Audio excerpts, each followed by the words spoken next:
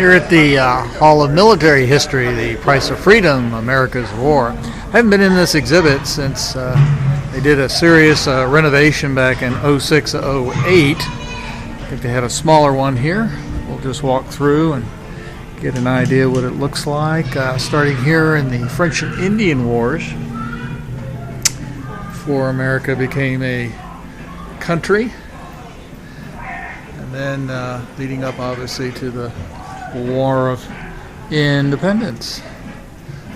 Just finished reading an interesting book about Washington's success at Yorktown and what a near thing it was as far as defeating the British there at Yorktown.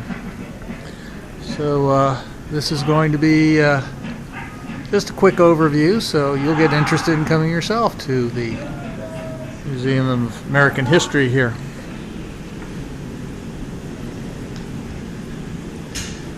Hey, there we go. Part of this uniform was worn by General Washington.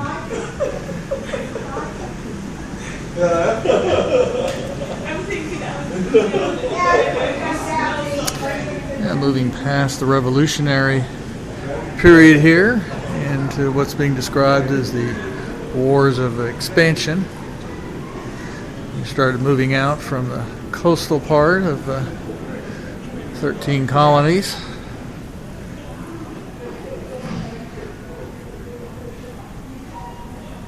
Of course, this is, as I was talking about here, this is depicts what happened at Yorktown. Key to success was the French army that accompanied Washington from New York.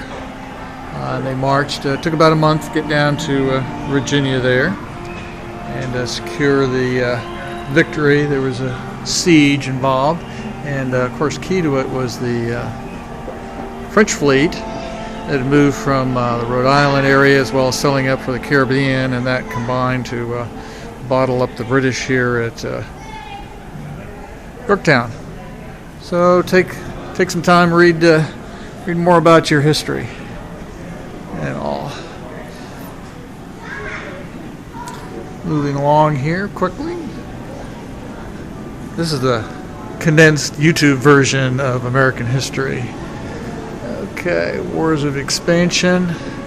You definitely, while you're here at the museum, need to see the actual Star-Spangled Banner that flew over Fort McHenry in Baltimore Harbor there during the War of 1812. Actually, the battle took place in September 1814, and you can see the well-preserved, it suffered over the years and all, you learn about that, but a few years ago completed a major 6-year restoration of the Star-Spangled Banner, so it'll be on display for many, many, many years to come.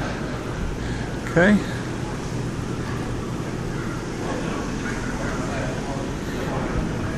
And we just passed through the that was part of it, but we'll get into the Civil War, Spanish-American, 1898, just a few months. Future President of the United States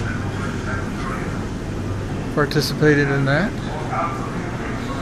Okay, here we are into World War I, into the beginning of the 20th century.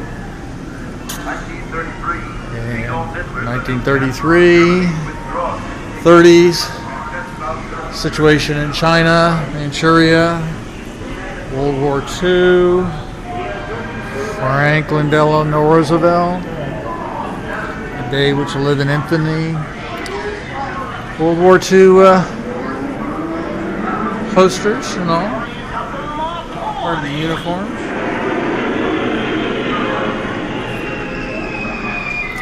The children participated in collecting stuff, the paper, the scrap, and everything there. I think it was over 10 million folks were in.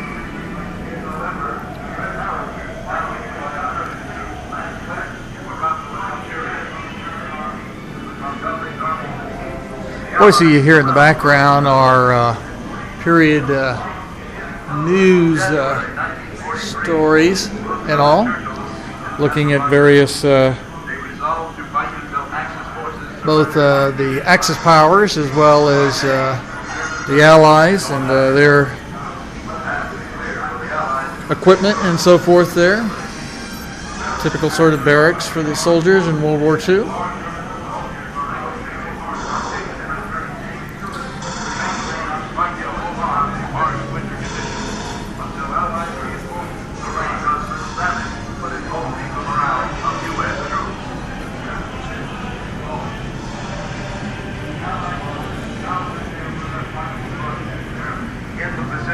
Thousands of American soldiers are taken prisoner by Japanese troops. They are forced into slave labor, starved, and used in horrific experiments. Hiroshima.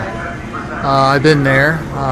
Well, after this, watch my YouTube video and I'll tell you a story, kind of a slight family connection to some of the principles involved with dropping the bomb on Hiroshima.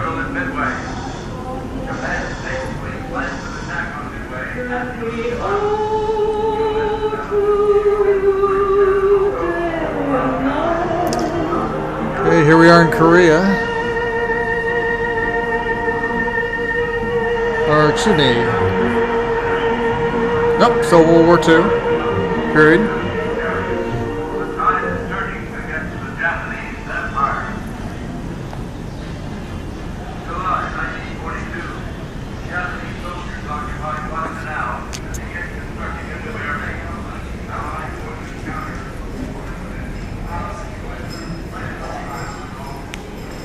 Okay, 1950s.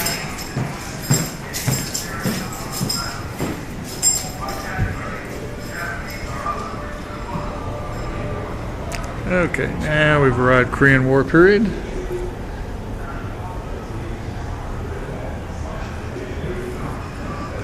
That's okay.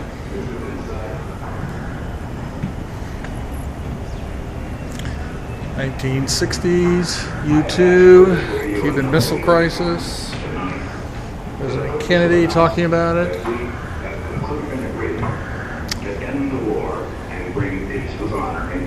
This one was mine.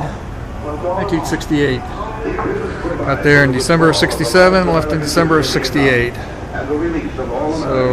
ooh, how about that plastic on the couches back then?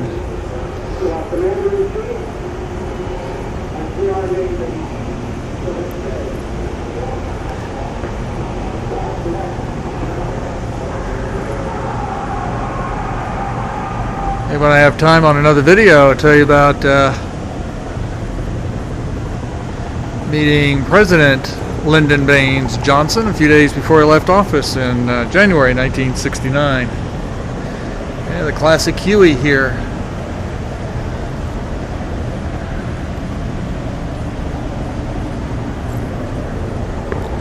Certainly provides a lot of history. Hey, look at this. Skipping ahead here to the Berlin Wall. What is it, 1989 period. It's quite something. A little replica of the Vietnam Wall. Take an opportunity to visit the National Mall and walk by. During my service there, unfortunately, 4 of my Marines in my rifle platoon during the time I was out in the field were killed, and their names are on the wall. Okay, something of for something more current, 9/11 here, remnants of the Twin Towers, and of course soon after that the Afghanistan and Iraq wars, and then here's a nice recognition, Medal of Honor. You know, nobody earns the Medal of Honor. It's awarded to you. You can't do anything to earn it.